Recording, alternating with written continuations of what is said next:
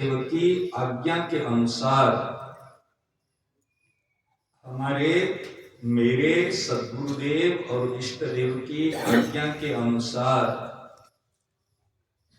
उनकी प्रसन्नता के लिए, उनकी प्रसन्नता के लिए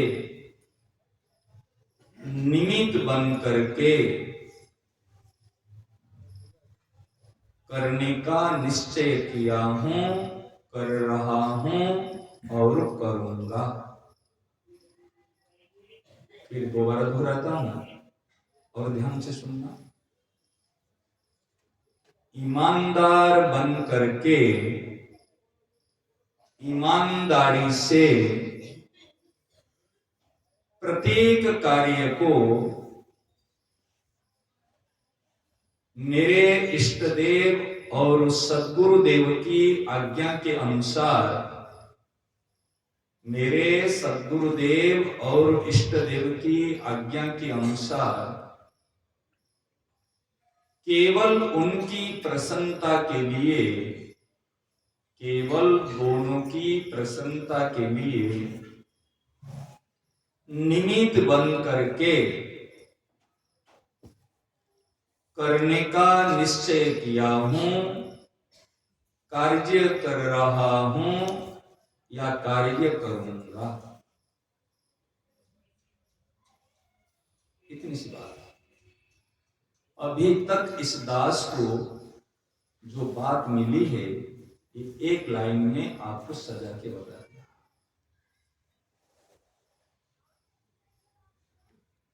इसकी पेट में सब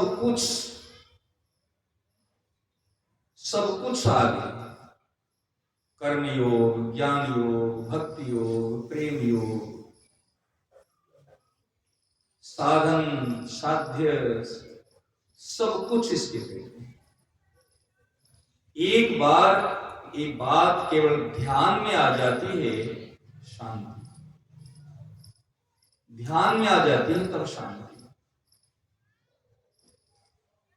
जब स्वीकार में आ जाए, मान्यता में आ जाए, निश्चय में आ जाए, कहना ही क्या।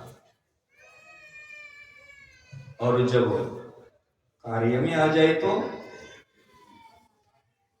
फिर कोई शब्द नहीं। सबसे बड़ी भूल क्या होती है, हम चाहते ईश्वर को और बने हैं बेईमान। चाहते हैं सत्य को, बने हैं बेईमान। बेईमान बने बिना कोई भी सुखी दुखी नहीं हो सकता। चाहे संत हो, चाहे साधु हो, चाहे महात्मा हो, चाहे महामंडलेश्वर क्यों नहीं। बेईमान बने बिना कोई भी सुखी दुखी नहीं हो सकता। बुद्धि काम नहीं करेगी क्या? जो सुखी दुखी होता है वो बेईमान है? हाँ, वो बेईमान है, विशुद्ध बेईमान, शुद्ध बेईमान, मिलावट नहीं। जो सुखी दुखी होता है वो शुद्ध बेईमान है।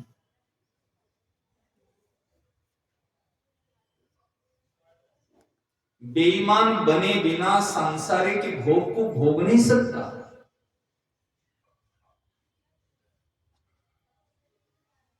संसार क्या है? सुखी होना और दुखी होना, यही तो संसार है। क्या ईंट पत्थर मकान दुकान ये संसार है क्या?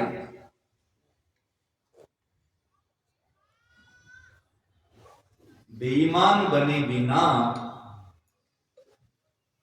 कोई भी सुखी दुखी नहीं हो सकते। बेईमान बने बिना अपना मूल्य को घटा नहीं सकते। अपना मूल्य को घटाए बिना कोई सांसारिक सुख को भोग नहीं सकता। और जो सांसारिक सुख को जितने अंश में भोगेगा वो इतना अंश में ही दुख पाएगा। ये अकाट्य नियम है। हम बने हैं बेईमान, करते हैं बेईमानी। बेईमानी क्या है? स्वसुख की इच्छा ही बेईमानी है। बेईमानी का अर्थ केवल नहीं है जे हमने धन नहीं हड़पा, दूसरे को ये नहीं किया, वो नहीं किया, वो स्थूल है। साधक अपनी दृष्टि से देखेगा बेईमानी का अर्थ स्वसुख की इच्छा ही बेईमानी है। व्यक्ति, वस्तु, पदार्थ, परिस्थिति, अवस्था, घटनाओं से यदि अपना सुख चाहता है वो बेईमानी करता है। क्या?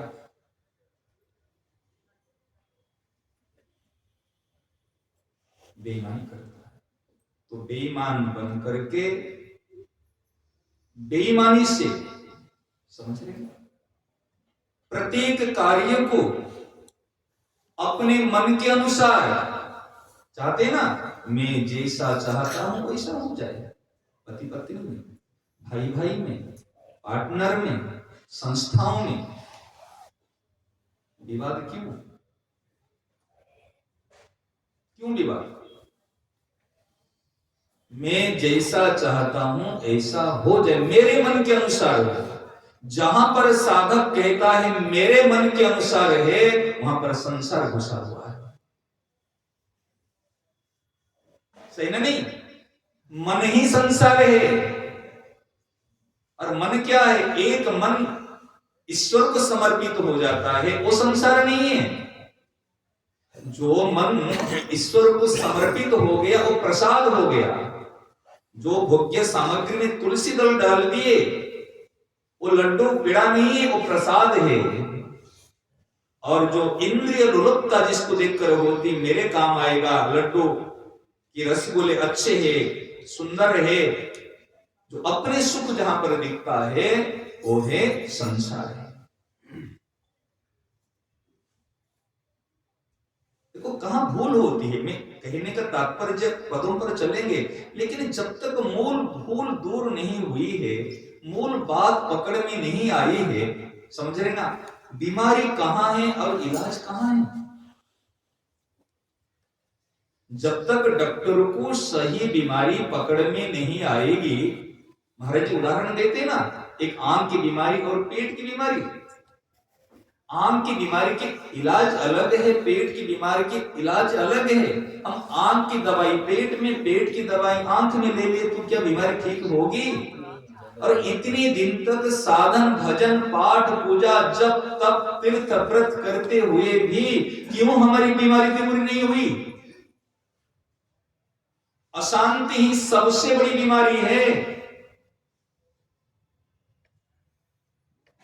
सही ना? नहीं, यदि अशांति बीमारी नहीं होती तो भगवान को बार बार कहना नहीं पड़ता। अर्जुन को जब ज्ञान देना शुरू किए तब कहते मां असोच्यानन्नो सोचस्तु, चिंता नहीं करना, चिंता ही अशांति का कारण है। सही ना? नहीं, सारे योग बता दिए, कर्म योग, ज्ञान योग, भक्ति योग, ध्यान योग, फिर बाद में पूर्ण शरणागति के बाद में जब कहते कहते महाशुचा, जहां से शुरू हुई थी और अंतिम में वो कहते महाशुचा, चिंता नहीं करना। और हम चिंता को सामान्य लेते हैं। भगवान को आरंभ में कहना पड़ा और बाद में कहना पड़ा।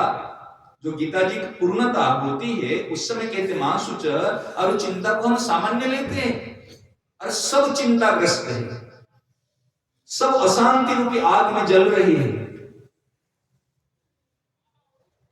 और चाहते परम शांति, चाहते भगवत प्रीति। कारण क्या है? केवल सुख लोलुपता, केवल मेरी मन चाही हो जाए।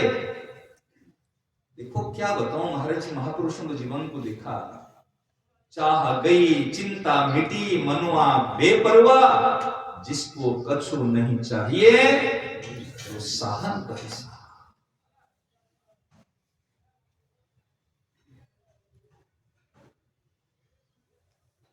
जिसको कछु नहीं चाहिए, कुछ भी नहीं चाहिए। इच्छा को छोड़ देने से क्या हानि, लेकिन मैं जैसे चाहता हूं ऐसे हो जाए, ऐसे हो जाए। कोई फायदा नहीं इच्छा रखने से, कोई एक भी फायदा नहीं है। और इच्छा रखने से कोई भी हानि बाकी नहीं है, सारी हानि की इच्छा से ही है। फायदा एक भी नहीं और हानि कोई भी बाकी नहीं।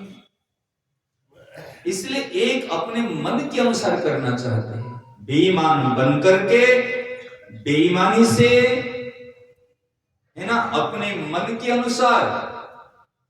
और इधर ध्यान देना, पहले क्या बताया था, ईमानदार बन करके ईमानदारी से सदगुरुदेव और इष्ट देव की आज्ञा के अनुसार। एक तरफ में संत और सदगुरु, दोनों कलम देख लीजिए, साफ साफ दिखेगा, संत सदगुरु और उनकी आज्ञा, समझे ना। और इधर से मन के अनुसार अपने सुख के लिए, अपनी इच्छा के लिए। दूसरी बात, संत सदगुरुदेव और इष्ट देव की प्रसन्नता के लिए, दूसरी बात, और अपने सुख के लिए। प्रसन्नता और सुख एक साथ में टिक नहीं सकते। अगर उन्हीं की प्रसन्नता है तो अपना सुख नहीं है। सेवक सुख चाहे मान भिखारी, सेवक को कभी सुख चाह मिलेगा क्या? उनको तो दिव्य सुख मिलेगा। अगर जो सेवक होकर सुख चाहेगा वो सेवक नहीं।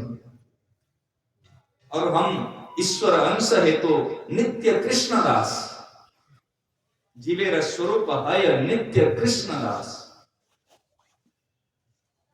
कृष्णदास, अरे कृष्णदास हो के हम संसार के दास बन चुके। बेईमान क्या है? जो शरीर का दास है, जो धन का दास है, जो पत्नी का दास है, जो नाशवान का दास है, वो है बेईमान। सही ना नहीं? और जो सत्य का दास है वो है ईमानदार। तो देखो ध्यान देना, पूरे स्पष्ट सामने में सदगुरुदेव और इष्ट देव की आज्ञा के अनुसार और अपने मन की इच्छा के अनुसार। सदगुरुदेव इष्ट देव की प्रसन्नता के लिए और अपने सुख के लिए निमित्त बन करके अहंकार पूर्वक व्यक्ति जब करता है ना, मैंने क्या सब अहंकार पूर्वक, अहंकार विमूढ़ात्मा करता अहम इति मन्यते। जो विमूढ़ात्मा होता है वो कर्ता बन जाता है, और जो कर्ता बनता है उसको भोक्ता बनना पड़ेगा। और भक्त क्या करता है, ईमानदार क्या करता है, कभी कर्ता नहीं बनता, अहंकार नहीं करता, निमित्त बनकर निमित्त मात्र भव सत्य साची। प्रत्येक कार्य झाड़ू देना, सोना उठना, हम तो कहते, महाराज जी ने कहा कि जो भी कार्य करो ईमानदारी से, प्रत्येक कार्य को ईमानदारी से यदि करोगे तो आपको सफलता अवश्य मिलेगी। हम बताए थे ना कपड़ा सीमेंट समय, कई बार बताया हूं। हम महाराज जी के सेवा के समय में एक बार महाराज जी 3 बजे से जा रहे, सत्संग का टाइम हो गया और उसमें थोड़े से बूंदे गिरने लगे। तो हम नारायण महाराज का वस्त्र सेवा, उनको कपड़ा ये धो के सुखाए थे बाहर में।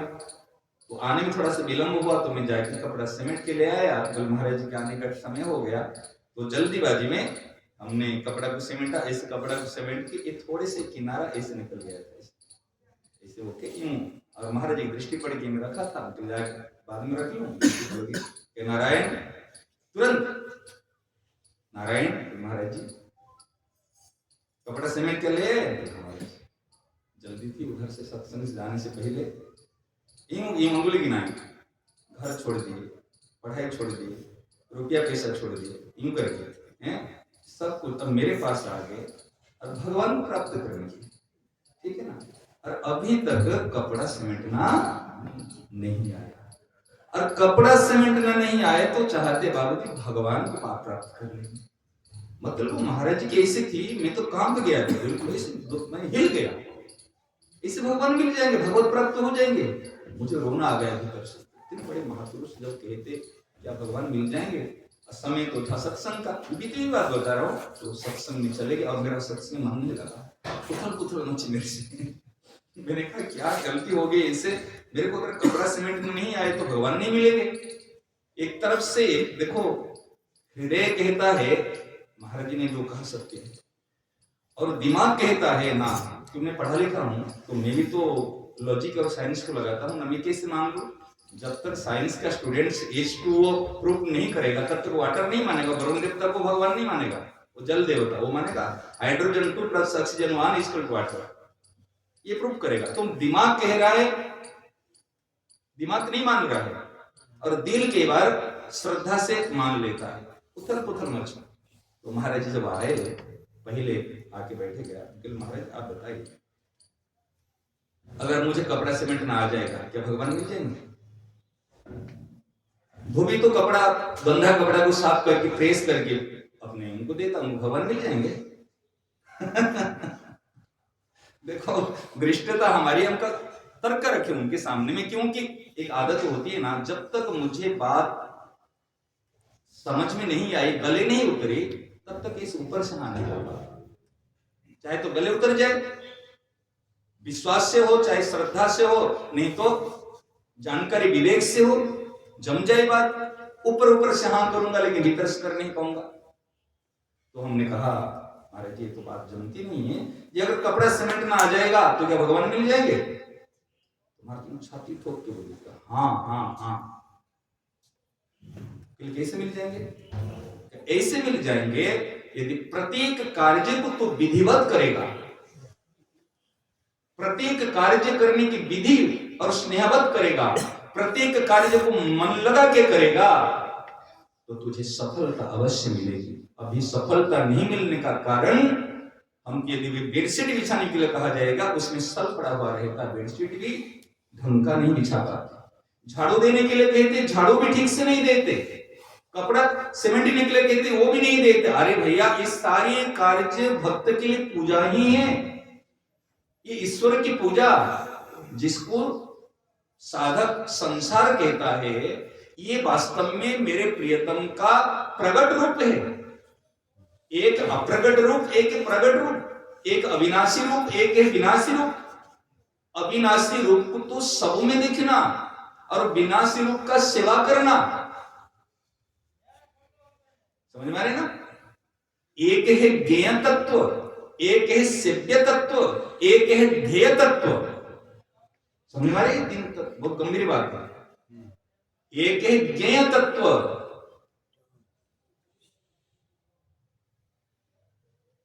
बहुनाम जन्मनाम अन्ते ज्ञानवान माम प्रपद्यते वासुदेव सर्वमिति समहात्मा सुदुर्लभ।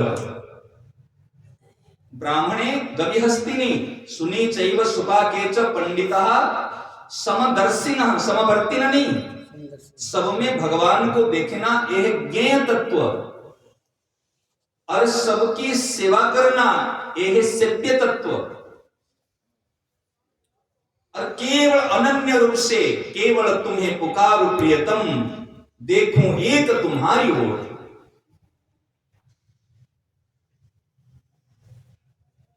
केवल तुम्हें पुकारू प्रियतम, कल बताया था ना, अनन्य दृष्टि योग। आज महाराज जी ने इसकी मोहर लगाए,